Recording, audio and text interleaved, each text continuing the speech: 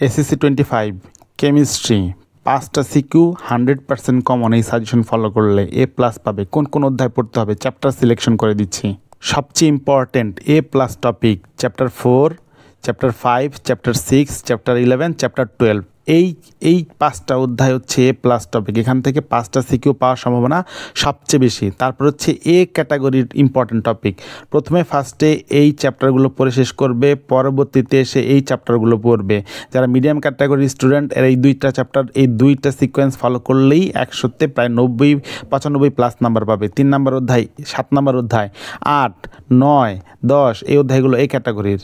আর যারা অতি দুর্বল স্টুডেন্ট তারা পড়বে হচ্ছে 2 নাম্বার অধ্যায়, 3 নাম্বার অধ্যায়, 4 নাম্বার অধ্যায়, 5 নাম্বার অধ্যায়, 7 নাম্বার অধ্যায়। সবচেয়ে ইম্পর্টেন্ট হচ্ছে দুর্বলদের জন্য পদার্থের অবস্থা থেকে শুরু করে একবারে মৌলের ধারণা এবং রাসায়নিক গণনা, এগুলো হচ্ছে দুর্বলদের জন্য।